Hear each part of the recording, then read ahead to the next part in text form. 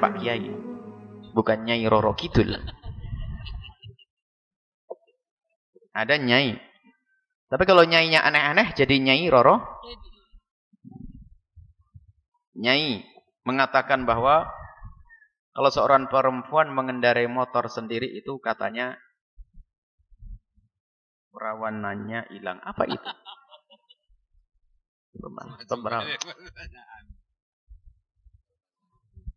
Keperawanan bisa ini apa pembicaranya ini aja. Keperawanan itu bisa saja hilang karena dia jatuh, bisa ini. Yang perlu kita hadirkan adalah engkau menjaga dari kemaksiatan, takutlah zina. Selesai. Bisa saja karena memang jenis organ tubuh itu bermacam-macam. Ada yang dangkal sekali sehingga tidak sengaja kena jemarinya robek. Ada yang dalam sampai menikah pun belum. Ini bukan urusan itu. Sehingga tidak perlu kalau menikah itu lalu mengatakan kamu kok tidak perawan kepada istrinya. Itu kurang ajar menuduh berzina.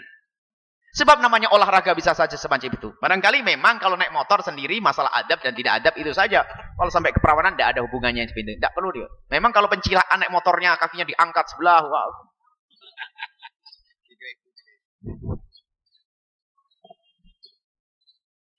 Jadi memang tidak perlu membahas keperawanan itu untuk apa? Pembahasan keperawanan itu apa? Membahas akhlak agar orang takut mungkin ada orang terjerumus dalam zina sekali tapi dia takut kepada Allah balik keperawanannya. Karena iman bukan urusan-urusan masalah. Sampai satu orang mengatakan istrinya tidak perawan kata tidak meninggalkan bekas. Karena apa? Ini pernah. Karena waktu saya nikahi saya malam pertama tidak meninggalkan bekas. Menuduh perawan. Nangis saya tidak pernah melakukan. Saya dikatakan tidak perawan. Musibah itu apa itu semuanya? Adab apa? Nggak ada akhlak semacam itu. Ternyata wanita itu masih perawan dan karena laki-laki itu tidak mampu untuk menyelesaikan itu. Jadi jangan berbicara tentang urusan keperawanan. Apalagi ada dulu di sebuah kabupaten yang dekat Cirebon itu.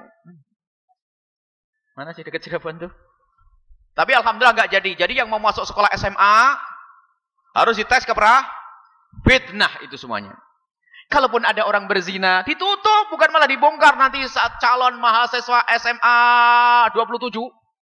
Ada sebenarnya. Kalau ada mohon maaf nih, contoh. Hah?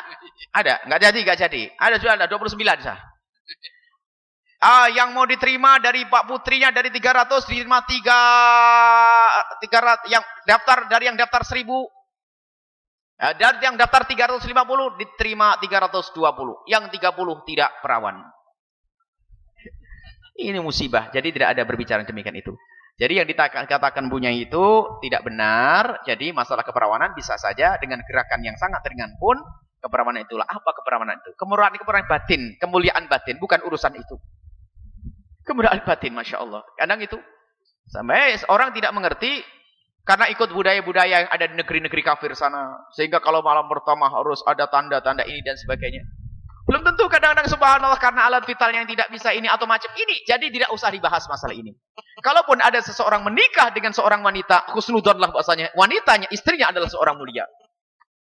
Kalaupun mungkin dia melakukan, ketahuilah Anda tidak usah praduga yang jelek. Mungkin dia pernah, mungkin dia akan, tapi menghadap kepada Anda sebagai istri yang solehah insyaAllah.